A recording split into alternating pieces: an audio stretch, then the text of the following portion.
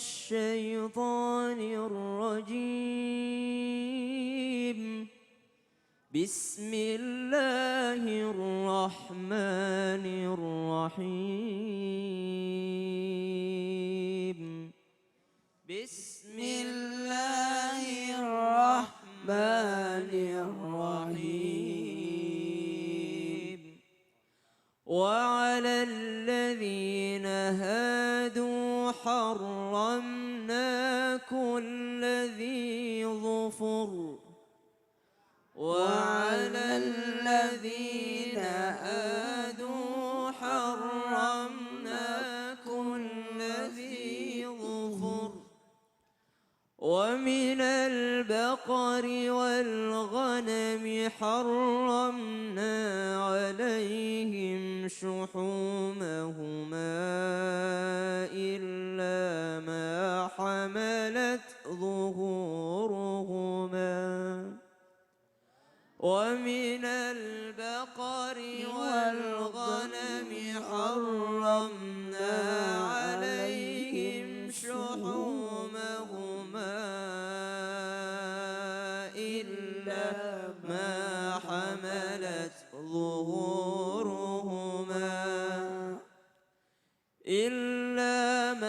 حملت ظهورهما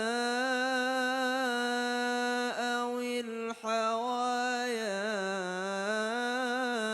أو ما اختلط بعظم.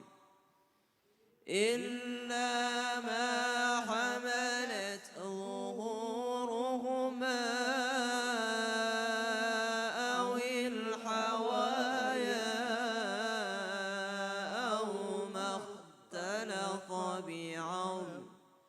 ذلك جزيناهم ببغيهم وإنا لصادقون. ذلك جزيناهم ببغيهم وإنا لصادقون.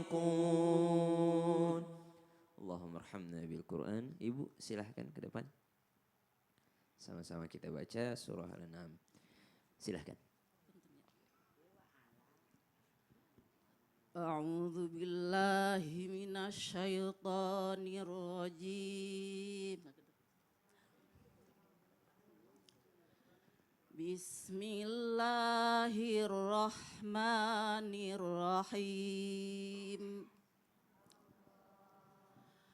وعلى الذين هادوا حرمنا كل ذي ظفر.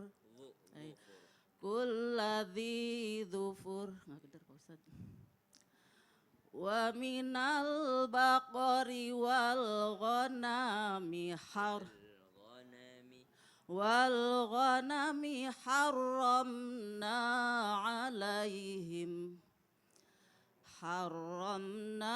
عليهم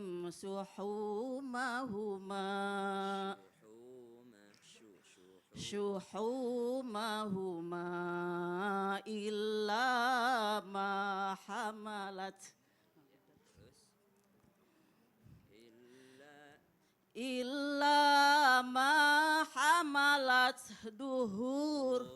ظهورهما أو الحوايا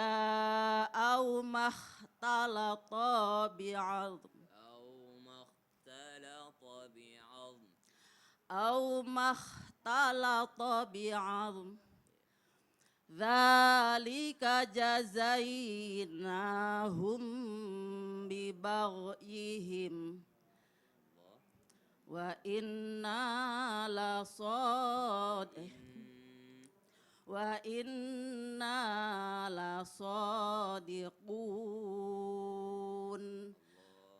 Sadaqallahul azim. Coba kita sama-sama lihat. وعلى الذين هادوا حرمنا كل ذي ظفر. Ada huruf dha, dhufur. كل ذي, ada كل ذي, sama-sama ذي, ذي. كل ذي ظفر, sama-sama. Iya, yang pertama huruf dha, yang kedua huruf dha, ya. Jadi yang pertama dhi, yang kedua dhu. Kulladzi dhufur, sama-sama. Kulladzi dhufur. Wa minal baqari wal ghanami harramna 'alaihim shuhumahuma illa ma حملت ظهورهما أو الحوايا أو ما اختلط بعظم. Sama-sama kita lihat yang tadi bi'azm. Di sukun dan mim juga pemberhentiannya di huruf mim. Jadi gimana cara bacanya? Bi'azm, ya, bi'azm, ya, berhenti di dha tapi ada ditutup dengan huruf mim, sama-sama. Bi'azm. Tapi nggak usah ditambah dengan jadi jangan bi'azm, tapi bi'azm. Ya. Au makhtalata bi'azm, sama-sama. Au ya. ذلك جزيناهم ببغيهم ذلك جزيناهم ببغيهم وإنا لصادقون وإنا لصادقون. Terima kasih banyak Bunda. Subhanallah. Allahumma arhamna bil Quran. Jazakallah khair. Sama-sama. Semoga bagi yang membaca maupun yang mendengarnya Allah memberikan banyak pahala dan juga banyak kebaikan. Amin ya robbal alamin. Jamaah. Alhamdulillah sudah ada penelpon nih di rumah yang mau curhat, mau mengeluarkan keluh kesahnya. Dan akan langsung dijawab sama guru-guru kita. Sebelumnya mohon izin untuk Ustadz Maulana, Ustadz Faris dan juga Ustadz Zalulu. Boleh maju ke depan, silakan. Ya silakan.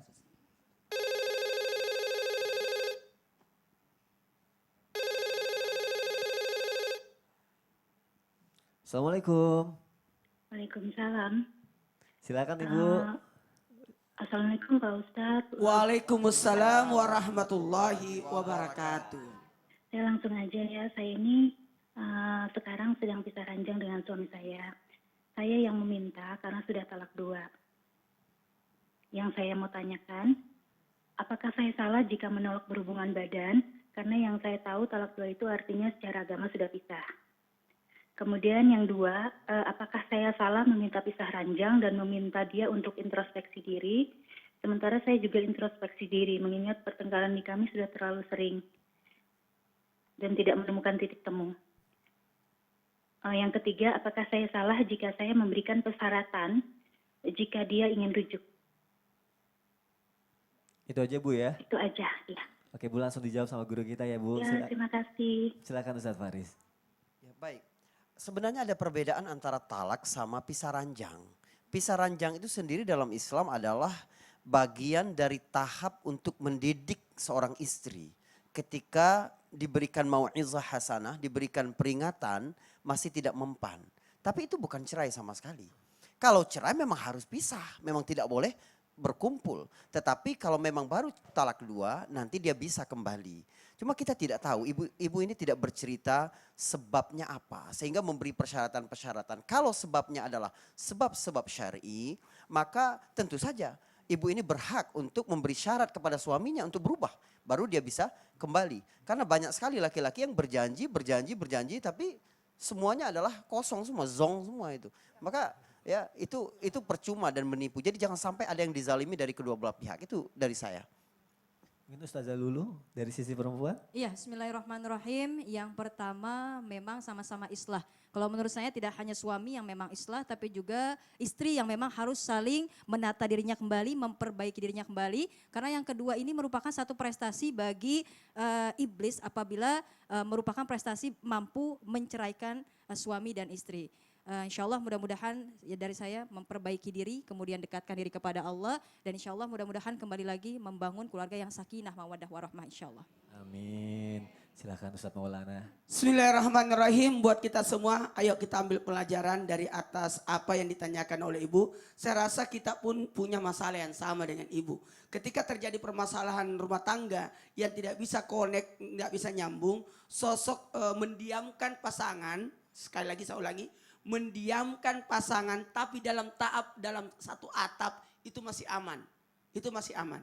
Jadi enggak usah orang lain tahu permasalahannya. Makanya nelpon ini kita tidak tahu siapa namanya. Supaya merahasiakan aib rumah tangga. Tapi untuk mencari solusi boleh.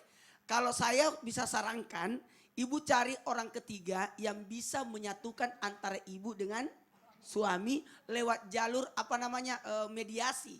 Ini bukan maksudnya orang ketiga wanita lain ya. Tapi mediasi untuk mempersatukan antara ibu dan suami untuk saya setuju. Maaf ya, bukan apa. Saya setuju kalau wanita ada suami jahat, suka marah-marah, suka pukul, pelit lagi. Egois. Kemudian dia kalau mau kembali ke saya harus bikin perjanjian. Itu. Mana tepuk tangannya ini? Udah ditolong ibu-ibu. Karena kadang-kala ada juga suami yang pelit. Sehingga terjadilah talak 1, talak 2. Kalau mau lagi hati-hati. Jangan sampai terjadi talak 3. Nah sebelumnya bikin materai. Materai. Ya itu maksudnya. Hitam di atas putih tanda tangan. Harus begini, harus begini, harus begini. Setuju? Setuju. Mudah-mudahan bisa dikembalikan rumah tangga. Tapi kalau berduaan tiba-tiba dia ya, bersentuhan badan, Terus batuk gitu maksudnya. ketemu maka talak itu bisa rujuk namanya. Nah, jadi insya Allah mudah-mudahan bisa rujuk kembali ya Bu. Amin. Mana Ibu? Ibu? Ibunya, Kan Ibu di sini, Ibu yang ditelepon. ibunya udah lebih lega Ustadz. Lega. Lebih lega, lebih tenang. Mungkin Lega, Ibu lega. lebih banyak berdoa pada Allah Subhanahu wa Amin. taala. Semoga Allah memudahkan jalannya, menyelesaikan masalah ibu dan menjaga rumah tangga ibu juga. Amin ya rabbal alamin. Terima kasih ya Bu sudah mau curhat di Islam itu indah. Terima kasih juga Ustadz Faris dan juga Ustazah Lulu. Terima kasih untuk waktunya. Ustadz, saya mau nanya nih. Iya. Kan sebenarnya dalam rumah tangga tuh yang harusnya jadi kepala keluarga kan suami ya Ustadz. Ya. Terus kalau misalnya ternyata istri itu lebih memimpin atau lebih dominan tuh gimana Ustadz? Ya. Mohon penjelasannya ya Ustadz. Iya. Makasih banyak. Saya lanjutkan saja tausiah dari Ustaz Faris tadi. Barang siapa istri lebih dominan atau suami mengalah, membiarkan istri memimpin kepala rumah tangga, jadi mengatur, maka akan bumerang, akan menjadi bom waktu yang akan meletus di akhirnya. Nah, ini mungkin langsung saya bahas efek negatif ketika seorang wanita yang memimpin rumah tangga. Maaf ya, jangan berpikir memimpin itu harus di depan, tidak mesti. Memimpin itu kadangkala di depan karena dia imam. Kadangkala dia harus di belakang karena amir menyeru. Yang bekerja adalah karyawannya. Nah itu, tapi dia di belakang untuk memicu. Ayo kerja. Jadi kadangkala pemimpin itu di belakang karena untuk ya sana kamu, ya kamu sana. Tapi kadangkala ada pemimpin di tengah-tengah. Jadi kadangkala orang jadi memimpin di depan, kadangkala di belakang, kadang-kadang di tengah untuk memantau.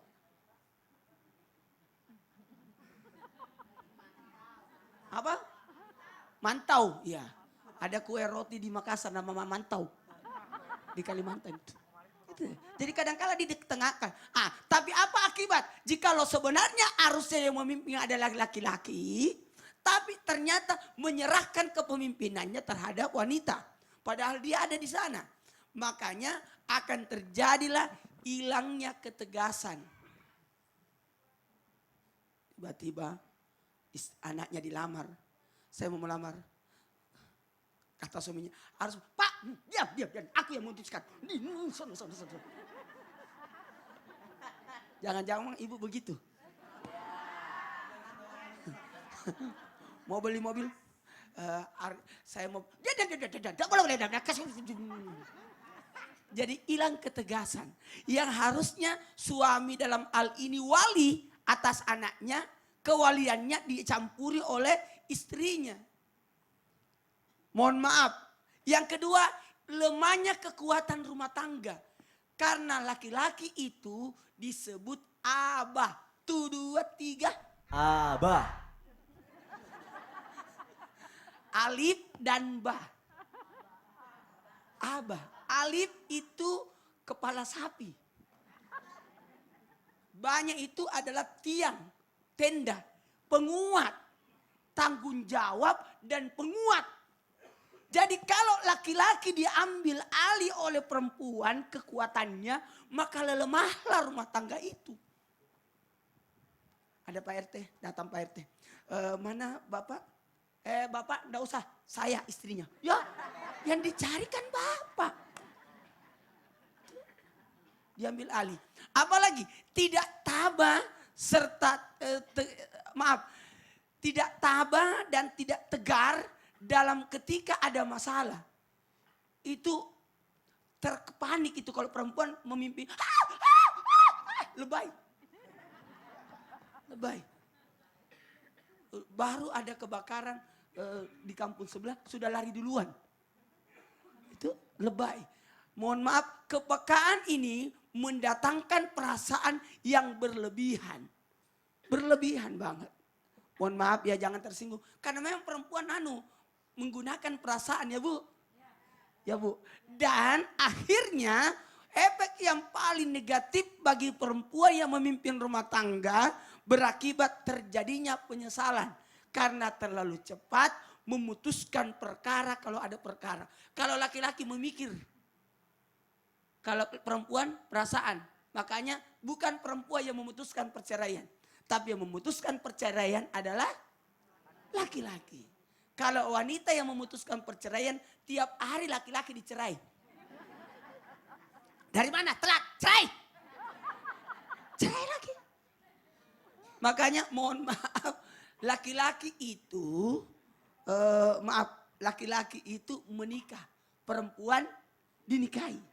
Jadi bukan perempuan menikah, tapi perempuanlah yang dinikahi. Ya Bu? Iya. Mohon maaf Mbak Rahma. Aduh, saya ngefans banget waktu main di Anglin Dharma. Sama-sama Pak Ustaz. Mohon maaf, anak berapa? 2. 2. Yang memutuskan sekolah anak, Mbak Rahma atau suami? Aku sih, karena sekarang mau lagi sendiri kan. Iya. Jadi Tapi semua, suami kan bapaknya anak. Meskipun sudah pisah, tapi anak itu tetap ada tanggung jawab bapaknya. bapaknya lebih memilih untuk lepas tanggung jawab. Oh begitu. Iya. Artinya tanggung jawab itu diserahkan penuh sama Mbak Rahma. Betul. Kenapa? Saya yang Karena suami merasa bahwa mantan suami Iya. atau bapaknya anak sangat mempercayakan pada Mbak Rahma. Tepuk tangan dong. Betul, alhamdulillah, insya Allah. Jadi kalau terjadi seperti itu, aduh jangan berkatalah bahwa aduh aku sangat dipercaya sekali. udah kayak gitu positif setiap saat. Bagus. Jadi kalau pikiran seperti itu, maka hilanglah yang namanya negatif. Karena kalau kita harus memikirkan itu semua, sudah capek cari uang, besarkan anak, pikiran orang yang tidak pernah mikirin kita. Lelah hati ini. Betul. Ibu, hari ini kita dapat pembelajaran dari ibu yang habis ngaji. Dia rela duduk menyamping. Sabar.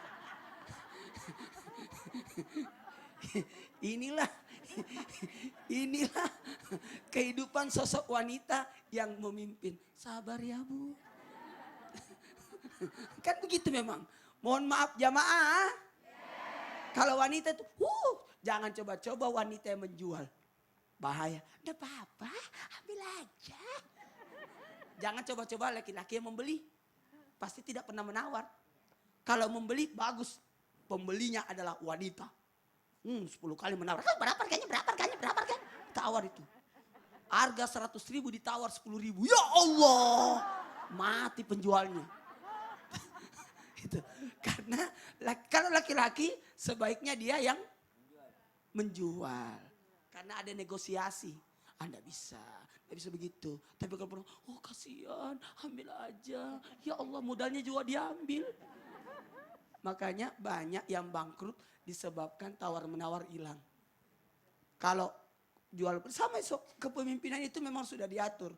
Bahwa yang memimpin adalah laki-laki untuk memutuskan perkara. Dan wanita mendukung keputusan suami. Lebih enak ya Ustadz komunikasinya terjalin Iya. ya. Kadang ada juga gini Ustadz. Ya. Karena istrinya mengalah jadinya gini. Setiap suaminya cerita, "Mah kalau menurut kamu kalau begini-begini gimana?" Udah papa aja yang ngatur. Terus cerita lagi suaminya, "Mah menurut kamu keputusannya yang kayak gini gimana?" Udah papa aja yang ngatur. Kok selalu papa yang ngatur? Kan kamu kepala rumah tangganya. Diserahinnya kayak gitu jadi pasrah aja Ustadz. Kasihan banget rumah tanggamu ya. Bukan saya. Bukan saya. Saya kira rumah tangganya dia. Saya mewakili. Oh, mewakili. Kalau seperti ini, serahkan pada ahlinya.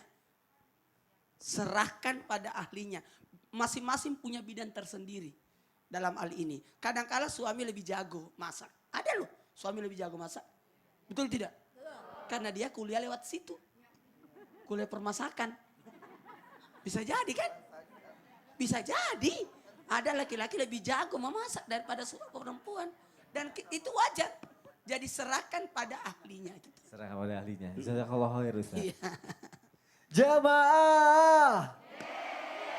Selanjutnya kita dengerin yuk kisah inspiratif yang akan dibawakan oleh Ustadz Syam. Silakan Ustadz. وَعَاشِرُوهُنَّ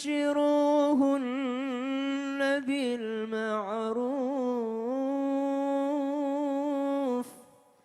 فَإِنْ كَرِهْتُمُوهُنَّ فَعَسَىٰ أَنْ تَكْرَهُوا شَيْئًا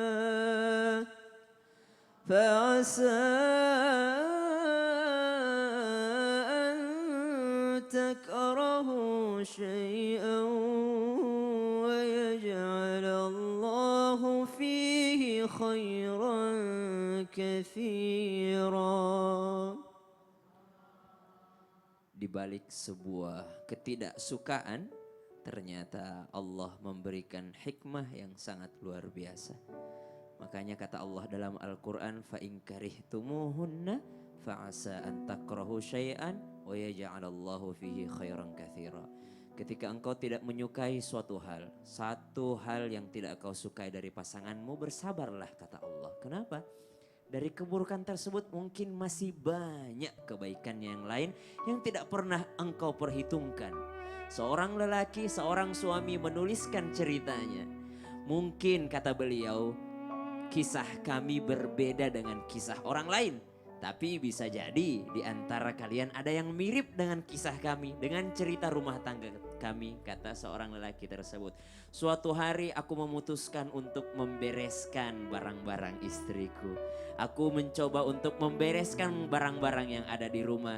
Hingga suatu hari aku menemukan sebuah foto jadul, foto lama. Masya Allah, subhanallah, ini adalah foto ketika pertama kali aku berfoto bersama dengan istriku. Di sana adalah terlihat wajahku yang lusuh, tampak seorang lelaki yang tidak punya pekerjaan, tidak punya duit, tidak punya kekuatan, yang didampingi oleh seorang wanita cantik. Ini mengingatkanku ketika aku dahulu belum punya pekerjaan, belum punya apa-apa, dan ada seorang wanita cantik yang rela dipersunting olehku. Ketika ku balik foto tersebut, terlihat kalimat sederhana namun membuat air mataku mengalir, kata lelaki itu. Bunda sayang ayah apa adanya karena Allah.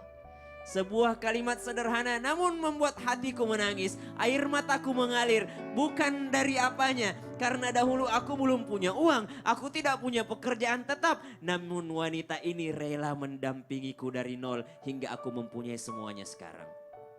Aku mulai membuka-buka buku di mana aku melihat foto tersebut. Aku melihat ternyata selama ini hati istriku terluka.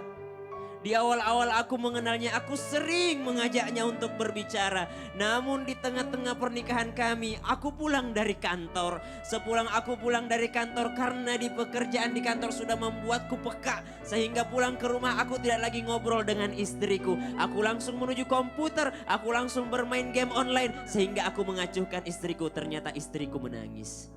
Suatu hari istriku membuat tulisan, maafkan aku ayah.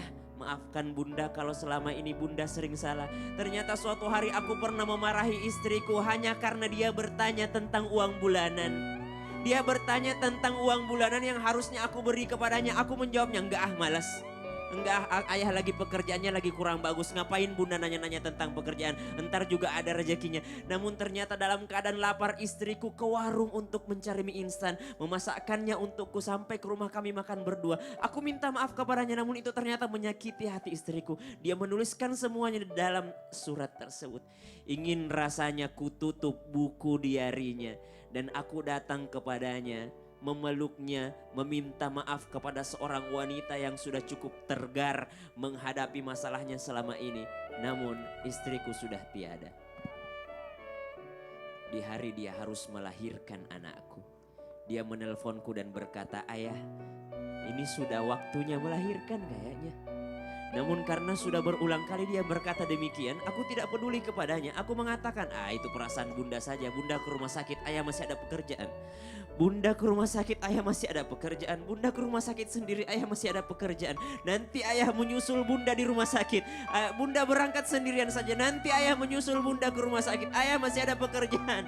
Dan ketika istriku melahirkan buah hatiku, dia dipanggil oleh Allah Subhanahu wa taala. Dicabut nyawanya oleh malakul maut ketika melahirkan anak semata wayangku. Selama ini aku tidak pernah peduli kepadanya. Selama ini aku tidak pernah menyayanginya dengan sepenuh hati. Barulah setelah dia tidak ada, aku baru mengetahui bahwa dialah seorang wanita yang selama ini sangat peduli kepadaku, sangat cinta kepadaku, sangat sayang kepadaku. Namun apa yang aku berikan kepadanya, yang aku berikan kepadanya hanyalah air mata di hari-hari terakhirnya.